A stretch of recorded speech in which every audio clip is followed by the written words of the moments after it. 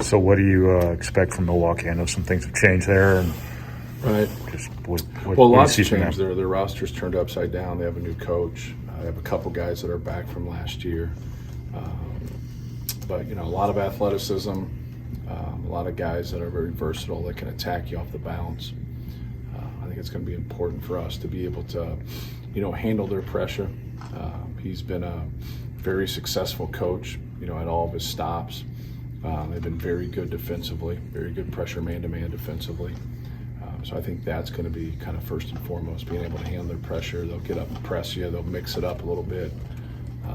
But it's hard because you don't have anything besides, last year to really go off of in these early games. It seems like did you put more emphasis this preseason on handling pressure than you have in the past? Not really. No, I spent it just seemed that way to me. Spent time from a pressing standpoint, but in terms of overall pressure, is what knocks you out of anything anyway. So you spend a lot of time on that, no matter what. Okay. Have you spent more time on press than pressure? I was conflating those two things. Yep. They're cousins, but they're not the same thing. They're subspecies. There you go. Good. So we've just tried to, whether it's a zone press, man-to-man press, run and jump, just to kind of have a heavy dose. If you look at our schedule and some of the people coming, and obviously Milwaukee also, they do a lot of pressing, so we wanted to be prepared. But really, it's no different than any other year. You just got to look at your schedule, and then once you get to people, you got to work on it. If no one's going to press you for 4 or 5 games, you're just not going to sit there and work on it.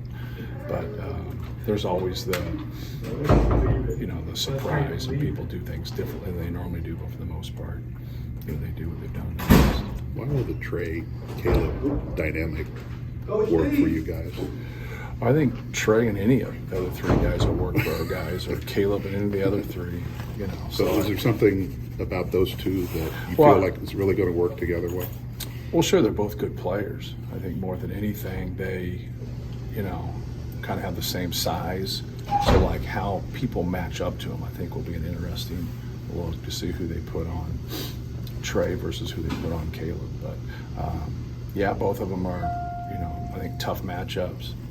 And together, I think they cause even a tougher look. But they've all played well together. They've all mixed in well together, no matter what the matchup is. Last year you always pointed out what Zach and Trey did at the center position. This is what you got out of the center position for 40 minutes. Right. Do you look at that front court kind of the same way with those 4 guys? Here's the production we're going to get out of these for 40 minutes? It just depends on how it unfolds. Like, those guys split time. We'll see if, guys split time. I think you'll see a little bit of that. But I don't want to handcuff anybody in terms of their development progression or their development progression together, as groups. So that's what we've tried to do, is play them, in different matchups, different groups, to see who plays well together. And they've all had a lot of success. As much of a handful as Trey's been one-on-one around the basket, does he have to be ready for people to start bringing a double to him, and then gets Caleb threes and dives and things like that? I hope they double him. It's always a good thing when you get guys that they're trying to get the ball out of his hands, and you have multiple people on the floor that, if he's with Zach or he's with Caleb, we haven't went small a lot with Trey and Mason as much, but they would be great together, even though they've practiced some together. I think anytime somebody is doubling you, they're doubling you for what they've seen. They've doubled them because of production. So you got to do something first. They just don't just come out of the chute and say, hey, we're going to double you, unless that's what you do. That's what we do. Right. So, we double everybody if they're on the block. I thought Waddell looked really good against Truman. Where is he right now in terms of his ability to be a rotational guy for you, to help you? I know you've said the injuries have always kind of sidetracked him a bit. But Well, no, they've sidetracked him, not a bit. They've sidetracked him. Anytime you miss that much time, it's hard coming back. And then while he's coming back, he sprains his ankle. So it was just, some bad luck there. But no, he looked good he made a couple moves in the scrimmage that we haven't seen in practice, and so that was good. The way he moved and made the one pass, that was a lot of the movement he was getting before he got injured last year, where he looked really good and fluid. So just trying to get him on the practice floor and staying there, and then getting in the game and having some positive experiences. He he's got to build that confidence and feel good about it. Red shirts this year?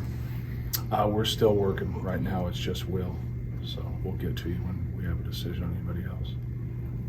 Obviously, in that starting five, the offense is going to run through Zach. It's going to run through the post, but especially early on in the season, do you want to see a little more aggressiveness out of your backcourt players, guys like Ethan and Braden and Fletcher? Just wanted to make good decisions. Not really, being aggressive, just kind of taking what the defense gives them. And when it's there, look for your shot. When you have angles, look to be aggressive and drive. But be under control. For us, just if we can make good decisions, we're going to be okay. I think a lot of things get talked in theory when each play is a little bit different or each set's a little bit different. And you just got to make the reads and take what the defense gives you. And after looking back at the Truman State exhibition, you think they did that for the most part? What you expected? Yeah, we only had 4 turnovers as a team. So obviously Truman, their thing that held us up a little bit was they moved the way they moved to start the game. I think it took us a while to really adjust to that. Like their movement was really good, where like Cincinnati's athleticism was really good. And so, we haven't faced that kind of athleticism in practice. But the Truman State's, movement right away. That's why they were up on us to start the game. There was an adjustment there. And so, once we kind of adjusted to that, kept taking care of the basketball. We didn't shoot the ball tremendously well. We could have scored a lot more points. But anytime you play those games, it's always, you think it's more than one thing. You hope it's more than one thing. But, I thought that was the best piece for us, that we played somebody that cut so hard like Truman State.